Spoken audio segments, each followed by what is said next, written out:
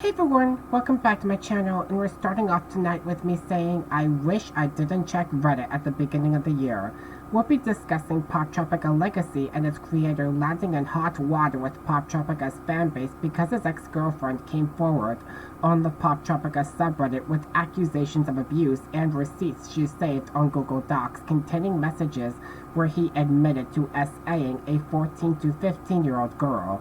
It is written in stone at this point that maps and degenerates integrate themselves into gaming fandoms and blend in with the communities because they look at younger players as fresh meat. Prepubescent fans of a game like Poptropica would be drawn to these spaces on social media, which will compel the map to look for more victims unnoticed and silence them easily so their actions don't get reported. It can take years for victims to talk about the abuse, and by the time they gather that courage, it would be too late for the law to help them out because the statute of limitations ran out. Calling this controversy drama minimizes the genuine cause for concern this has wrought in the last couple months. In this case, players that were desperate for a revival of Poptropica, unofficial or not, were in shock not just because of the obvious severity of the allegations and the proof the victim had to back them up, but because they are once again looking for another option to access a version of the game with all of its islands that were released during the game's lifespan. A silver lining in the controversy that is keeping me from spiraling into madness is that Poptropica Legacy is a fan-made remake because a family-friendly developer that had been discovered to be preying on members of its target audience is a PR disaster that is extremely difficult for any gaming company to recover from. It's doable, but if handled improperly, it leaves a long-lasting stain on the product that negatively impacts a customer's decision to continue consuming it. Controversies that severe don't kill these companies, but how they handle them does. I know that Poptropica Legacy was developed by one person, but these principles still apply. If you don't know what Poptropica Legacy is, as I mentioned, it is an unlicensed re-release of the original game that contains all of the islands its team was planning to port to HTML5 when Adobe Flash Player was discontinued. It was viewed as a promising solution to keep the game afloat without having to rely on Flashpoint to access them. The official version of Poptropica has been migrated to Cool Math Games at the beginning of 2024 when it became clear that its original team has abandoned the game. In December 2023, it reassured its community that the game wasn't going away after a screenshot of a Discord message it presumably sent went viral and the internet panicked. People that haven't played the game in years suddenly dropped everything to revisit it, and for a while, I couldn't play it because the volume was too much for its website to handle. For a game that caters to children, gamers in my generation and Gen Z have a soft spot for it. That renewed passion was incredible to see. As a holiday treat, Poptropica's membership services were free for the rest of the year, but when Cool Math Games started hosting the game, paid membership was discontinued entirely. Poptropica is also playable on Steam with 17 islands available, but both versions are still lacking content that fans have sorely missed. Thankfully, the last time I checked the browser version on Chrome, I was able to play it just fine, so I do plan to revisit my Let's Play series on the game later this year when my schedule frees up. Anyway, the developer behind Poptropica Legacy is a man based in South Carolina named Andrew Wiles, who was around 21 when he allegedly preyed on this 14 to 15-year-old girl. In screenshots of his messages to his ex-girlfriend that she had posted in her document and on her TikTok page, she confronted Andrew after someone that knew him DM'd her about his actions. What he told her was, "The girl on Tinder I was talking to you about was actually 15. She lied about her age." The first question that came into my mind when I read his answer was, how did he not know she was under 18? I get it, kids lying about their age on dating apps is a big problem, and this usually happens if their friends are a bad influence on them. Their elders didn't educate them about internet safety, nor were they given the birds and the bees talk and whatnot. They weren't informed enough about the dangers they may encounter online, and that leads them to make reckless choices either out of rebellion to impress their peers or both. It's part of the reason why social media platforms are now starting to ask new users to verify their age when they sign up.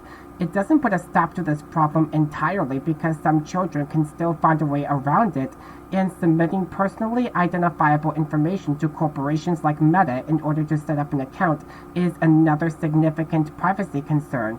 But none of that excuses a grown man allegedly preying on a teenage girl and admitting it to his now ex-girlfriend. Of course she was going to tell people and possibly go to the police if she hasn't already, because aside from her understanding that he might have broken the law, he wasn't honest with her from the get-go, and in the relationship, he treated her like an extension of his erotic fantasies rather than a human being. I'm both blessed and terrified that anything people say on social media is permanent, because lately those being moronic enough to message things like that to another person is how we are able to spot criminals and perverts more easily.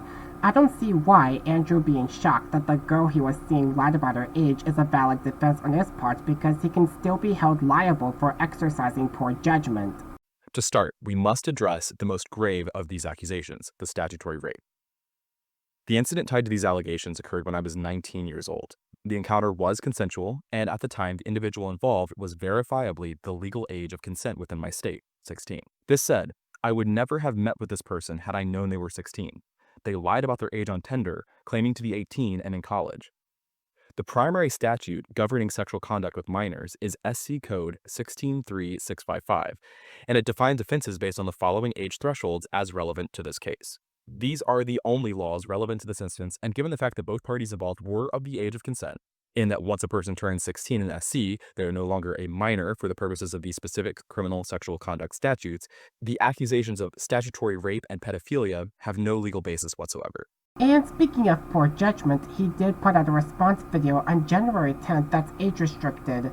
There, as you can see, he reiterates being taken aback that the girl he was intimate with lied about her age, and he cites South Carolina Code 16-3-655 as a way of saying, "Look at me, I'm not a predator, the girl consented, the statute said so." I don't think that matters much, because a relationship between a 19-year-old and a 16-year-old will still raise some eyebrows, based on how someone who's 16 generally would not have the same rights nor autonomy as a 19-year-old would. Plus, that 19-year-old would have a better understanding of the concept of sex, whereas a 16-year-old might barely grasp what that is, creating an imbalance in that relationship. It's already been known that the girl Andrew was intimate with was not 16. She was alleged to be younger than that, and he twisted his side of the story to make it seem like his actions weren't that big a deal, which, as I said, still would be either way, and it's not a good enough defense. This was mentioned by a Reddit user that knew someone that used to date Andrew. 10 days after that response video came out, his ex-girlfriend, whose screen name was Lovely on TikTok, posted a video on her page where she recorded a call she had with Andrew to seek answers and reprimanded him for his alleged actions. Before I have a look at the screenshots, DMs, and text messages she had compiled on Google Docs, I'm going to play the audio in that video to get a sense of how grave the situation is and the danger Andrew might possibly pose to his own community. It's unclear what the precise age demographic is in his Discord server, but since he said in his response video that Poptropica Legacy was developed to be a love letter to the game's greater fanbase, young gamers are expected to be in that server and thinking about how they might not fully understand what trouble that guy has gotten himself into is concerning. It's a lot to take in, because once you hear certain things Andrew said to his ex and the details of the relationship she goes into, it's easier to connect the dots and see why someone like him hanging around in a family-oriented fandom will chill your bones.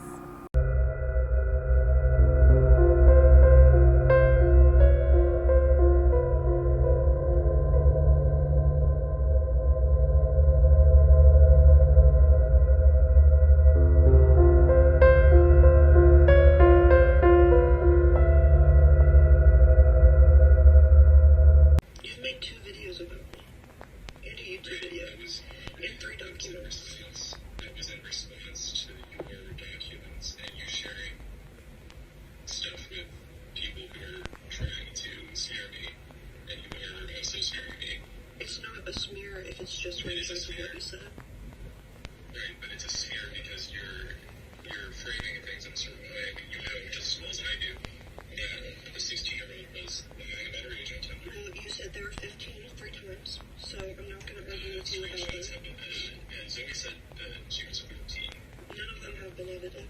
But So Zoe saying that she was 14, that's just, you're going to leave that? yeah, I Because am. that's the one that's been posted the most. There's actually a really good chance she was like 14 going on 15. There's actually a really good chance, and there's actually definitive proof that I have that she's 16. I mean, okay, you have to proof, and I have the proof of you saying she's 15. That's not the point, though. The point is, why do you care? Why are you trying to take me down? It's not taking you down. No, you know that you're not going for that goal. No, you literally told me you did. I didn't say it. I went after her because she was 16. She said she was 18. I don't care why you went after her. You had sex with her. That should matter. I didn't go after her. We matched on Tinder. It was a one-night stand. Okay, it takes two people to have sex, Andrew. Right. But, And one person lied about their age. again, like, Again, I'm not going to tell you how obviously a child lying is different from an adult lying. a 16-year-old girl physically is not very different from an 18-year-old. That's fucking crazy to say that. That's true. That's That's insane. Yes, it is. That is objectively true. Biologically, that is true. Okay? Biologically, women don't stop going through puberty until like 25. That's mental maturity. That's not No. That's psychological. Yes. It's physical as well. Your brain is connected to your body. Okay, you don't know biology. You don't know biology clearly, but I mean, it doesn't even matter what I know. It matters what you said. it does matter. So I don't. Because again, you're. And then I show the screenshots of what you said, so you go ahead and say things about me that aren't true, like me being an age player and sociopath. I broke up with you because you kept showing up at my house. I specifically remember the day I broke up with you is because you showed up at my work. Remember? It was actually no, that was not the same day. Yes, it was, because you gave me flowers and I threw them out the window. I had the exact day. I had the text from the check. I have them It was all because too. you wanted to go out to a bar. I have them. It was the same night. No, it wasn't. Okay, and if you want to argue about that, I don't. Whatever. But that's not the point. And you also sound crazy, like saying I couldn't go into a bar. So I agree with that. Yeah. So like again, I don't care. But you also, at the beginning of the relationship, made it out like you were not a bar type. You said you didn't go out with people. No, I didn't. And then I started seeing a therapist. Yes, you did. What, I mean, no, I didn't go out. That's what I'm saying. I wasn't a person who went out. And that's fine. I don't owe it to you to be the same person my whole life. I dated for 3 months. Yeah, I mean, look, that was not perfect in the relationship. No, honestly, you're abusive and manipulative. So, You're the one. No, that's not accurate. okay. It was not I mean, if all the images showing you being abusive, manipulative, only show you being abusive and manipulative, it's kind of like, you can say whatever you want, I don't care. Like, your words have no hold on me anymore. What do you want from me? They never had a hold on me. I think you should probably get therapy. Oh, really? Yeah. That's your recommendation to me after trying to smear my name publicly? Again, it's not smearing if it's screenshots of what you said directly, but You're reporting a false narrative that I went after children. I have showed that you said you met them on Tinder, so I don't. Met them on Tinder, they lied about their age. Yeah, I posted all that, so. Yeah, I know. But So it's not a smear if I just posted everything that was true. No, because you're saying you're spreading private information. It's not private, we both live in one-party states. You also posted 2 pictures of my ass. Okay, you posted so many pictures of your ass online, I can't even count. Again, it's my ass, I can post it as much as I want. Okay. But it becomes revenge porn when somebody else does it. So, I actually have had multiple people send me pictures of me in underwear. I don't know how they got a hold of that. again, I didn't send them. I'm pretty sure it's from you. I'm pretty sure it wasn't. And I can probably prove it. I mean, again, if you want to try it, go right ahead. It's not a matter of trying, it's a moot point. The revenge porn thing is a moot point. It's not. It's not. It actually is because, again, you've shared pictures of my ass. I didn't. Yes. And actually, it becomes revenge porn when you post it on a public server You posted on public with servers. somebody's full name. It was being broadcast. People have my full name. So that's a Right, because you leaked your own full name and address. Whereas you leaked my full name with revenge porn. I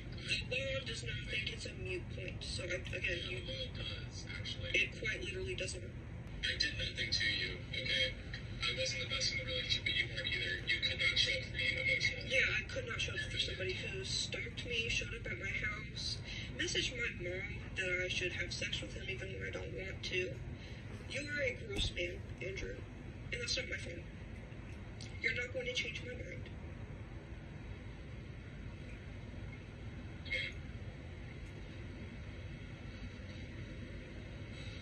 You want to say it's all fake and it's all fabricated? I can screen record all of it. None of it is. I didn't edit anything. No. I never said anything about a 15-year-old to you. I quite literally, again, if you'd like, I can even send you the screen recording of you saying it. I've seen all of the screenshots. So, I mean, so you know, and I know. You're still actively engaging in defamation because the facts of what you're spreading are not, they're not, you're lying about them. Here's the thing, it's only, like, I'm not editing anything, it's just text you sent saying she was 15. Which means it's not defamation. Just letting you know. And if you think it is, you can, of course, send me to court, I guess. Like, oh, and you do? Yes, look, I don't want to take you to court. But I mean, you keep threatening it. So go ahead, I'm telling you, that's fine, go ahead. You really want me to? You really want to? If you're going to keep threatening me with it, yes. I've just told you, I think you're a terrible person. Really? What was the worst thing I did? Let's see, you threw stuff at my head, yelled at me, showed up at my house, slept out in the parking lot of McDonald's. A piece of paper? No, you threw a bag of weed at my head. Oh, okay. Yeah, it was in a styrofoam, or not styrofoam, it was in a cellophane wrapper. Right, so clearly... Okay. Yeah, I was okay. You were fine. Yeah, I know I'm fine. You're still abusive. No, but imagine if you got more upset, Andrew, what you could do to somebody. Like, I don't know, strangle them? You were texting your ex, by the way. Let's remind you that. My ex texted me. I remember that. You got upset because you saw on my phone, he sent me a text. You were texting back and didn't show me the conversation because you... You asked to go through my phone, Andrew. I'm sorry? You asked to go through my phone, and I said no. I said, if you think I'm cheating on you, then you should break up with me. That's what you wanted? Yeah, if you thought I was cheating on you, I don't want to be with somebody who No, I don't care about you. Right, and you never did. We dated for 3 months. I cared about you the way I cared about somebody we dated for 3 months. What? You never did care about me. I wished you'd get better. But you never care about me. I don't. Again, you just want to focus on these things. No, because you don't care about people. No, I care about, like, the child. I care about the kids and the server. Did the child deceive me and lie about her age? Why does it, again, a kid doing something wrong doesn't mean they should be statutory raped. Ask for their ID. Yes, you should. I've had plenty of men ask me for my ID on dates. Like, I've actually, every date I go on, I ask for their ID. I have not never done anything to you. That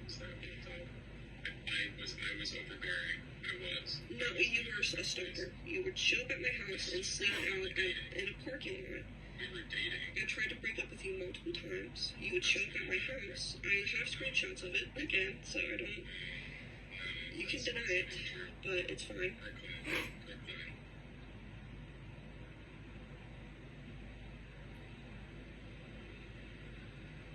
I feel like we're getting nowhere, so I'm gonna go. I didn't stalk you. We were dating.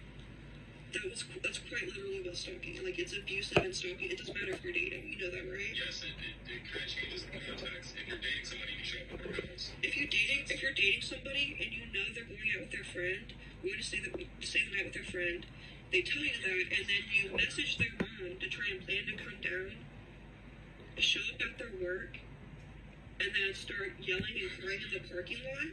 I wasn't yelling and crying, but I did some dumb shit, okay? I will admit that. I did some dumb shit too. I never hurt a child. I've never...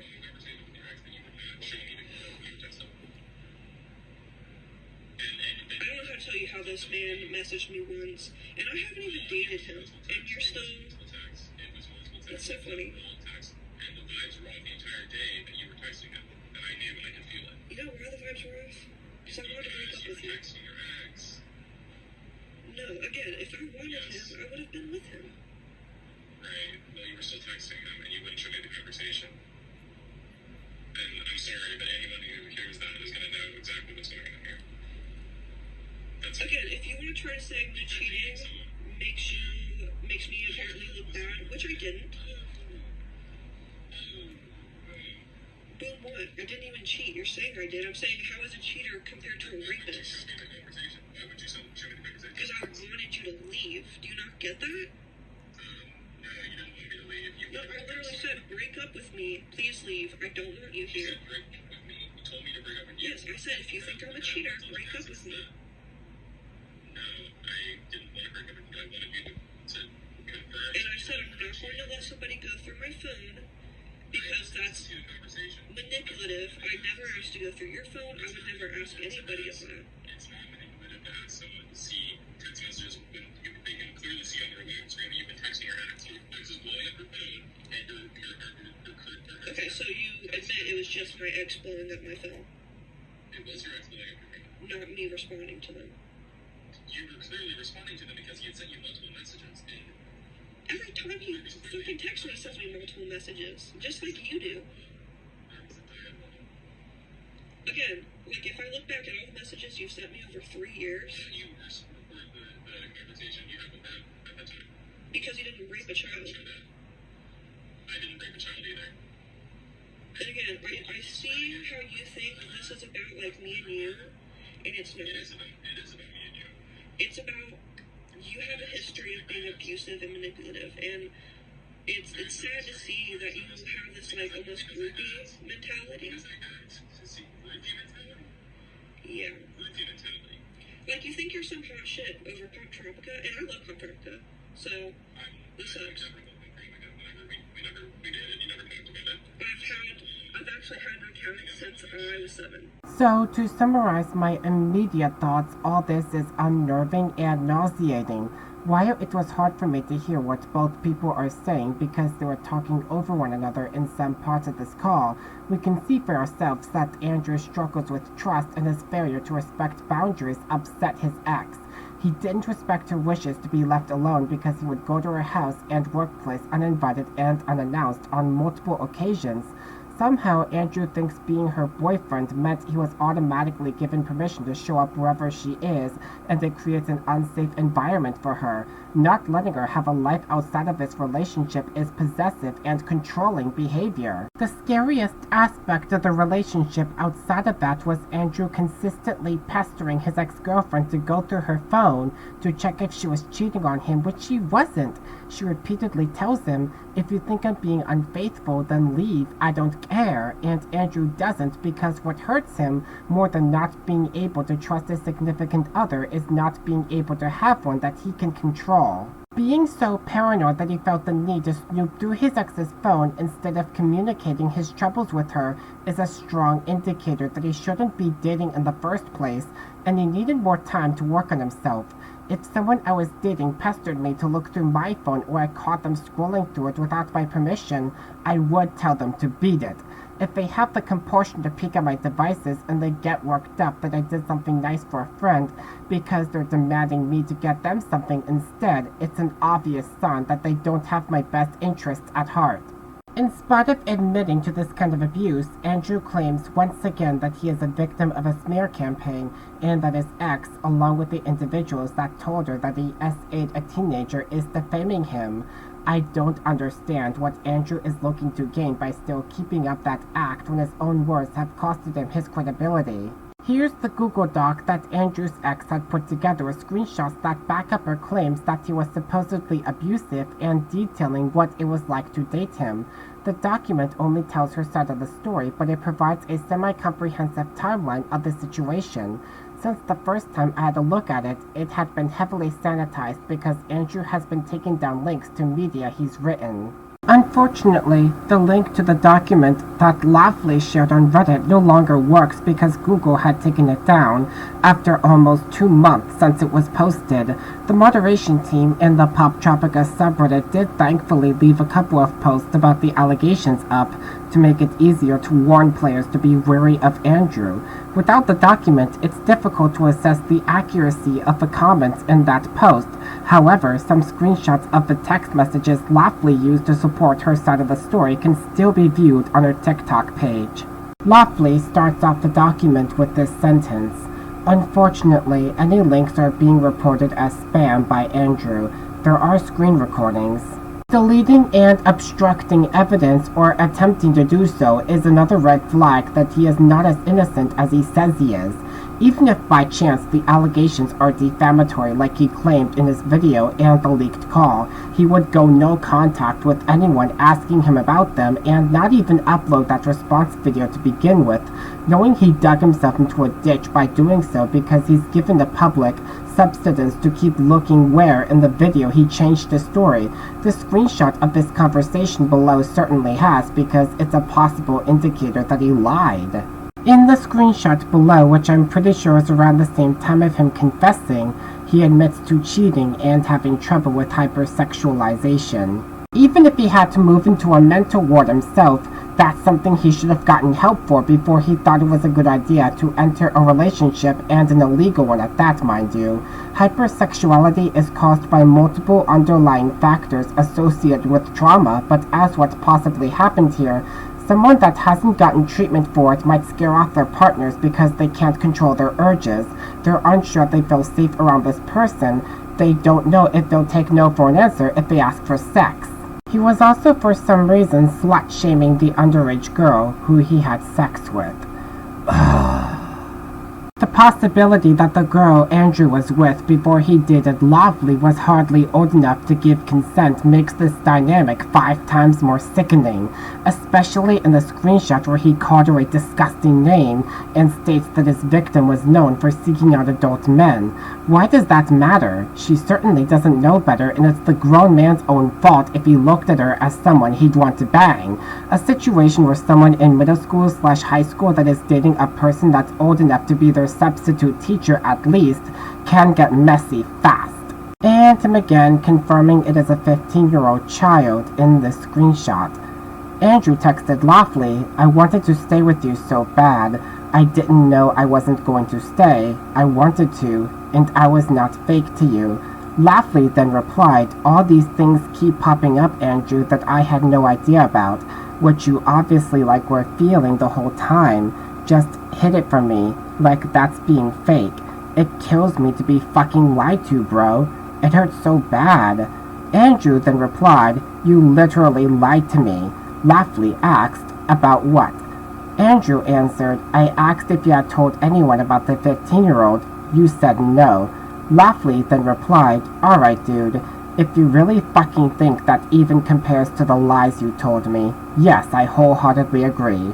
In this next screenshot is him sort of explaining his reasoning. As I mentioned earlier, it's pointless for an alleged predator to argue that a child, quote-unquote, looked 18, they looked/acted mature for their age, they said they were 18, and something along those lines after they were caught being intimate with them. The reason for that is, according to South Carolina state law, mistake of age will not save you. A student in middle school or high school may look and act grown up, but they don't have the experience nor education to assimilate into a world that adults are able to navigate. They also cannot give informed consent to have sex because they still don't have the physicality and mental capacity to understand it completely, giving these adults more control in the relationship. If you find yourself questioning if someone you're interested in is of age based on how young they look or the sort of friends they hang out with, it's highly possible that they're not. Pursuing them anyway meant that you threw caution to the wind, like what happened with Andrew as he described in his text messages in these screenshots. The next section in Lawfully's document contains a few screenshots of a case detailing an assault that Andrew was involved in. Last summer, he and his father were in a physical altercation that resulted in the police being called, and Andrew was temporarily taken into custody. He claimed in his response video that the charges were since expunged from his record, but in the index of Greene County's Judicial Branch's website, the disposition for the case is labeled as dismissed without prejudice. Why does this detail hold weight?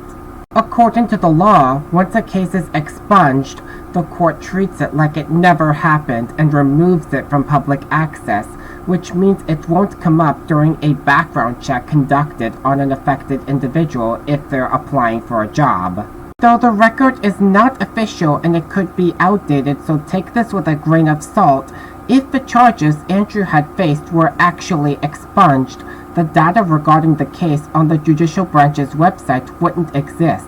I wouldn't have been able to look it up to verify if the screenshots in Loffley's document were legitimate.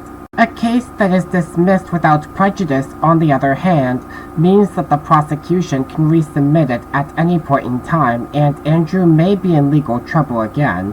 What it comes down to is that if he lied about the status of his case, it opens up the possibility that he could be lying about other details in the situation, since, in my opinion, small lies tend to escalate to bigger lies. A separate Google Doc that Andrew wrote where he described that attack from his perspective is disturbing. I had a look at it before the link was removed, and upon reading it, I'm certain that the fight between him and his father was not an isolated incident. The way they spoke to each other in the minutes leading up to it is a sign that they were clashing for years, and it simmered to the point where their interactions turned hostile and aggressive.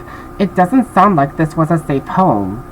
The poor relationship Andrew has with his father is no excuse for his alleged behavior toward his victims, but the insight the document gave into his background is extremely telling. It's especially when it boils down to his compulsion to be the one in control of the development of Poptropica legacy and his past relationships. I'm relieved that Andrew's father was admitted to a psych ward after that fight because he's clearly too emotionally unstable to be an adequate parent, but honestly, he should be admitted to one too so he'd have an option to get treatment for his own issues before he takes them out on another person and seriously injures them. I'm surprised that he vented in his text about how this incident was traumatic for him, yet he didn't put in the effort to find a resource to address these feelings and handle any underlying emotional issues that caused him problems in his relationships. The court should have made it mandatory to be on the safe side instead of just dismissing the case. The most sensationalized part of the entire document is probably the inclusion of messages between me, Brooklyn, and her mother during an argument. She deliberately uses words like semi-graphic and says that the messages indicate a history of sexual harassment to trigger an immediate emotional response in the reader before they even get to the context. But we need to look at what's really happening here. The time when these screenshots were taken was a moment of absolute rock bottom in our crumbling and toxic relationship. When you're literally stuck in a vicious cycle where emotions have been volatile for so long, you're bound to make desperate and poor decisions. I agree that the way that I handled the situation was not the best. But even then, I did quite plainly say that if my partner is uncomfortable, then there is of course no expectation and my feelings aren't hurt. I've never claimed to be perfect, and that's a moment I regret, but not for the specific light it's being painted in this document. The document has fragments of the conversation where she's skipping over the context of the conversation and messages and events that lead to these responses. My ex-girlfriend is presenting this as if it's indicative of a pattern of behavior, when really this was just the climax of an argument that had been ongoing for a while. By framing it the way she did, she's trying to use a personal relationship meltdown to look like a public safety issue, since she's using this as a springboard to suggest I have a pattern of harassment, despite even these messages showing clear miscommunication in regards to consensual activity. This is by no means some sort of receipt on my character, and it doesn't help substantiate their unrelated allegations. Okay, the part in Andrew's response video where he addresses these text messages he sent to Loffley in these screenshots is insincere when we compare it to what he texted her at a time where the relationship was at rock bottom and what he later said about them.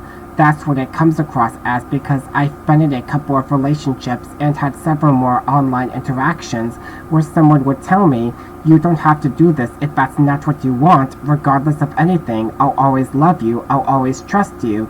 Then they'd make a U-turn and act antagonistic, or they'd give me the cold shoulder to make me feel guilty when there came a time when I said no. My emotionally abusive ex, who I was with for a year, said anyone else would have broken up with you ages ago for this exact reason during an argument, and it tainted my view of relationships for several years. It wasn't easy for me to manage, but it took a lot of courage to advocate for myself more. Similarly, Loffley told Andrew she didn't want to be intimate with him, and he should have respected that, instead of scaring her off with a bizarre anecdote about needing a release. For him, it was either he needed to get his way or make his partner feel terrible about themselves for saying no until they give in. Every couple's fight and emotions do flare up, leading them to say things that they may come to regret immediately afterwards. That is understandable because no relationship is perfect, but what makes Andrew's side of the story disconcerting is that Lovely said in the car she leaked on TikTok that he would show up at her workplace and her house uninvited multiple times.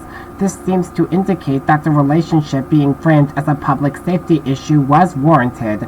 Judging from the messages in the screenshots, I would agree that the criteria for sexual harassment was met here. If you're not sure if your partner is comfortable with getting intimate with you, don't do it. Don't pressure them, don't guilt trip them or their parents, and for Pete's sake, don't threaten them.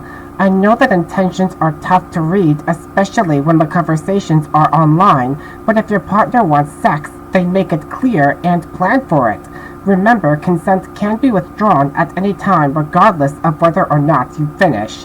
Here, from what I understand from the text messages, there was no consent, and Andrew has, and still is, acting immature because his ex-girlfriend told him no. The following screenshots are of text messages that Andrew had sent to Lovely's mother.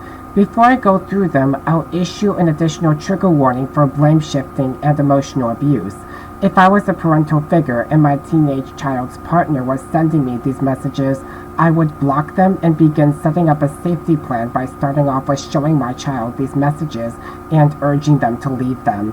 It's rarely that simple because sometimes what it takes for them to do that is to see the abuse for themselves, and the best parents can do is be sympathetic while also showing concern. Lovely's mother texted something like, "But you can always so no." Andrew replied, "Just because you can say no doesn't make it any more loving." She didn't express being uncomfortable in that way, she just said she was tired. That doesn't mean she gave consent. This was after she let me get worked up. The consequences of her saying no to me is that I was hurt. She would be hurt if I didn't try to make. The text message gets cut off. Andrew continues, "I didn't even want sex, I just needed a release. With how many times I've gone down on her. But the thing is, I didn't even try to make her feel guilty." Yes, you did.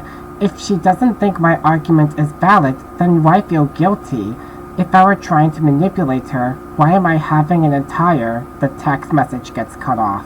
Lovely's mother texted, "If someone says no, then it's no. She's absolutely right." Andrew replied, "So if she's hungry and I have money and she asks for food, I can just say no. And that's okay. I don't think that's love."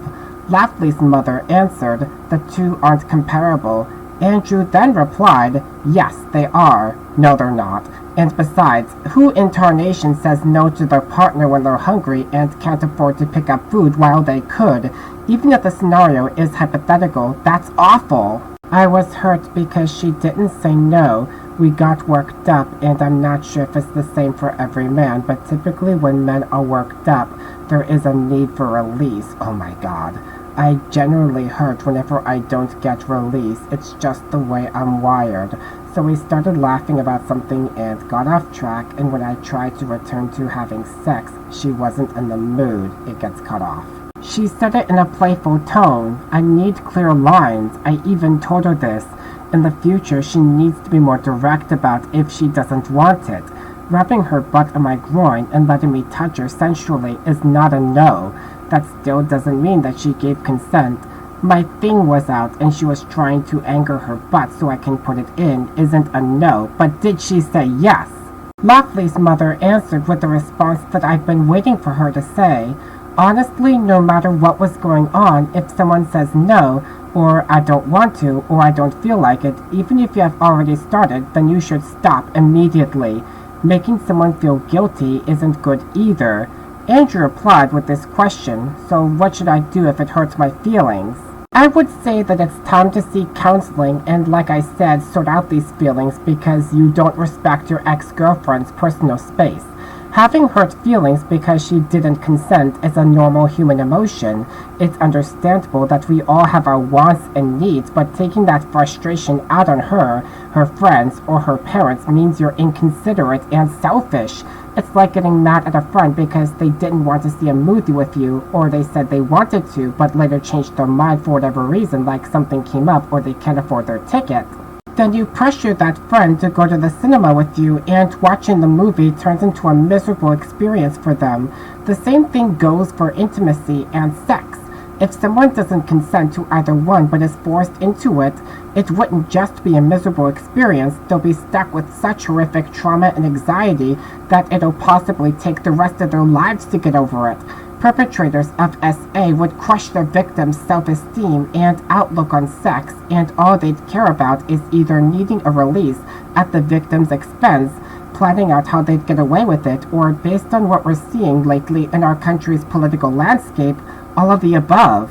Lastly, the document contains screenshots of Andrew admitting on Discord to using an alt account on Reddit to circumvent his ban from the Poptropica subreddit to post a link to his response video. He happened to have conveniently left that out when poorly addressing the allegations. The comments Andrew's video has gotten compared to the reactions on Reddit is an indicator that he is filtering them to make himself look as free of fault as possible, which I've seen a cluster of YouTubers do on their channels and communities when they're in some kind of trouble. One comment I came across that rubs me the wrong way states, "Cases like this are so prevalent within the voice acting community as well. Wrongful accusations even more so. It must be so draining having to put up with this, I sympathize. Thanks for sharing. I haven't been keeping up with this, but anyone with a brain can see that you are a victim of a mob's severely poor attention span and undeveloped emotional intelligence. Stay strong." Yeah, it shows that this user hasn't been keeping up with the situation. I can assure this user that anyone with a brain cell can see that this comment is out of touch and why Andrew's alleged actions would make players apprehensive about consuming Poptropica Legacy. Claiming that the development of their emotional intelligence is measured by whether they believe him or not is arrogant and manipulative. It's either people are on his side contrary to the evidence posted on Reddit and TikTok, or they're labeled as dumb for not buying it, which is a classic cyberbullying tactic. We're talking about allegations of domestic abuse and predatory behavior toward one or more teenagers. This user sympathizing with Andrew by downplaying the impact his actions have had means that they're too delusional to wonder if they might come across as an abuse apologist by leaving that comment. When Andrew's behavior first started to gain traction in the Poptropica subreddit, a moderator permanently banned his account and put out a statement in a separate post reminding users that the sub has a zero-tolerance policy for it, though I don't like how they had censored some of the discourse on that situation from that sub, especially when there's young, naive fans of the game that aren't yet aware of the allegations, and that Andrew has, by his own admission, circumvented his ban with one or more sock puppet accounts. Andrew didn't just run around his ban to leave a link to his response video in the sub several times. He has additionally set up a fan subreddit of his own to promote Poptropica Legacy uninhibited. Does he not realize that setting up a PG-13 subreddit shortly after having been banned from another one over allegedly SAing a child and abusing his ex-girlfriend will make him look worse? Not exactly. To be on the safe side, I would ban him from Reddit entirely, and Discord for that matter, because this repeated pattern of subterfuge and his arrest has me thinking that there is a high risk that Andrew might go on to harm another individual. In the most recent post about the allegations in the Poptropica subreddit from a user inquiring how to uninstall Legacy from her system, someone left a comment that Sandbox Company, a learning corporation that currently owns the rights to the game, sent Andrew a cease-and-desist notice forcing him to halt development completely. I can verify that they have because Andrew wrote a blog entry on his website about his decision to close down his remake. It's a good thing that Sandbox made that demand because most players on Reddit that have learned about the allegations have lost interest in downloading it anyway. He currently has set up a petition on change.org in the hope that he'd continue to develop Poptropica Legacy. It has garnered 1,316 signatures at the time of this recording, but I doubt anything that's good news will come out of it. Sandbox is unwilling to retract its cease-and-desist notice based on the claim that Andrew tried to profit off of an IP he does not own, and the Poptropica community on Reddit isn't putting the SA allegations to rest. Assuming Andrew is still under investigation, which I hope so because the cease-and-desist letter and his permanent ban from the Poptropica subreddit weren't enough to get him to take a hint, the popularity of his petition is the least of his concerns. Laughley was correct when she said in a reply to a comment on Reddit that the situation is no longer about talking about a relationship because the way he allegedly treated her is a manifestation of his character. His attempt to collaborate with Sandbox with the treatment of his exes circulating will tarnish Poptropica's reputation for many players that were put off from consuming Legacy because of these allegations against him. As of the beginning of this month, Andrew has set his response video to private, and although his petition on change.org is still going strong, he's been quiet about the situation. Hopefully it stays that way because between the allegations his ex-girlfriend has against him and the cease-and-desist letter from Sandbox, Andrew has had a sour few months, so hopefully he's caught on to the fact that the longer he kept the video up, the worse for him it continues to get. Anyway, you can let me know what you think in the comments below. Thank you for watching, and I'll see you guys soon. Bye.